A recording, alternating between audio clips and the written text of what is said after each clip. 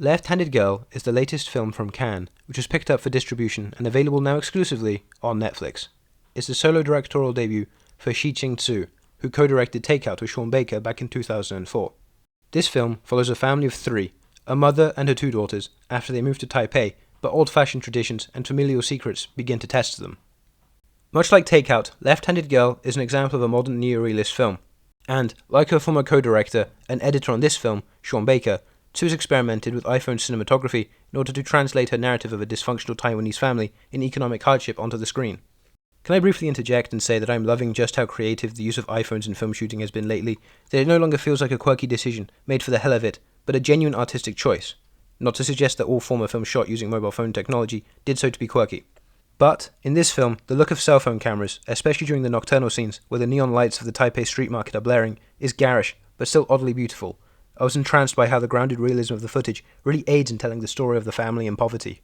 I, for one, found the story of the main family, as they repress their emotions and conform to the generational ideals surrounding how one is supposed to handle their emotions, and superstitious beliefs around nonconformity, the eponymous left-handed girl, Yi Jing, who is decried an agent of the devil by her very own grandfather, to be moving. There's a dinner scene in the third act, which is a showcase of performance from Shi Wan Ma and Janelle Tsai as they have to navigate familial landmines. The suppressing of emotion is let out in a way which is cathartic in comparison to how most of their emotions, especially Janelle Tsai as the mother, Shu Fen, are buried and not addressed properly, leading for the core trio to lack the ways in which they can discuss freely without the self-constructed barriers. Left-Handed Girl is also a very sweet watch. It does get darker at moments, never necessarily dark, but it is when compared to just how sentimental it can get. Sentimental and sweet are words that I know may carry a certain level of connotations, and people expect certain things from that. Without spoilers, Left-Handed Girl is sweet in an antithetical way to the Sean Baker films I've seen, which weren't co-written by Shih-Ching Tsou. Like Takeout, it's about Asian communities coming together learning to help each other out.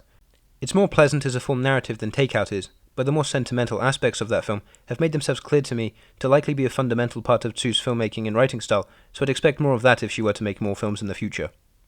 There's a great child performance at the heart of this one, Nina Ye as Yi Jing.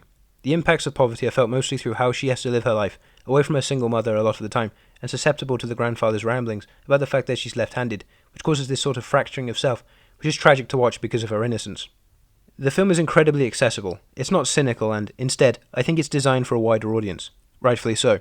Easygoing isn't the right word for it. There are certain topics touched upon which are a tad prickly, but it is the kind of film which is suited for a wider audience in order to expose them to issues in contemporary Asian life, especially in Taiwan. In the end, Left-Handed Girl is a very comforting and nice film with genuinely agreeable themes and discussions around the topic of mental health, in conjunction with family dynamics.